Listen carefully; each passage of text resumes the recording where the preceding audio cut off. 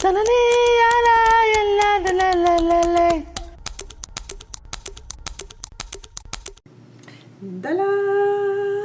today we are talking about card number 26, which is let your hair guide you. Let your hair show you the way. And we see that her hair is in the wind and pointing towards a direction. And with the leaf blowing and all that good stuff. So it is sincerely an invitation that's combining at the same time things with your hair but things with your life as well. Because here's an invitation for you to look at what your hair is telling you and follow it. And I think it's to be a recurring theme and a recurring conversation throughout the deck, throughout the different cards that we've done so far. And here is kind of like calling you. You know that day when you say, oh, I'm having a bad hair day? Because your hair is simply seem not to be cooperating.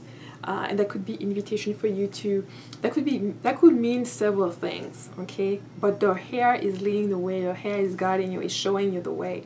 And one of those ways to interpret that is simply that you're doing too much. So your hair now is rebelling. You're not going to be able to do what you used to do usually. It's not going to work this time. So it's telling you to relax and maybe not do as much. Maybe throw on a wig or throw on a wig, whatever you do in this context.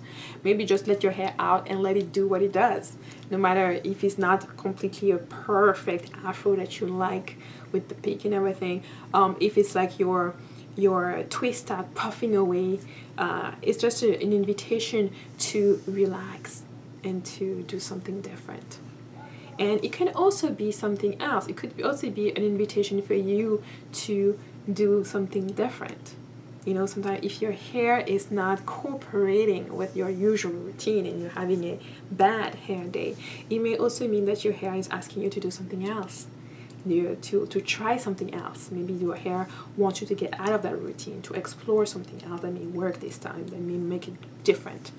So there's different levels where you can see that your hair, because of what it's doing, because it's being more hard to manage, more difficult to manage, even though you had a routine and you're completely fed into that, it may actually be an invitation for you to shift your perspective and do something else, explore something else.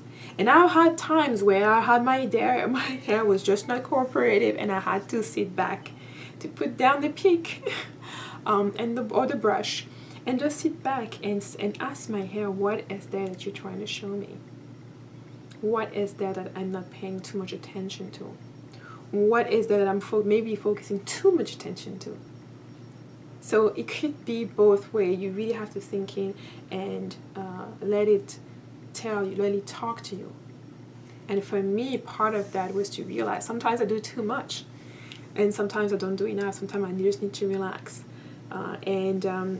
So every time what is called being, oh, this may be a bad hair day, before it becomes a bad hair day, you have the opportunity to shift your perspective. You have the opportunity to do something different than you would in order for it not to be a bad hair day.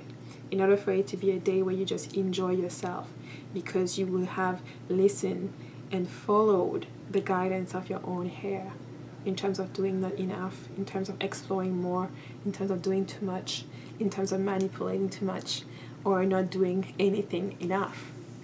So listen to your hair and let it point to what you actually need. Let it point you in the right direction. This was card number 26. Let your hair show you the way. And of course, to get the deck with all the cards, all of the information will be down in the description box or linked somewhere in the video. Thank you for being with me, and I'll see you in the next video. Bye bye.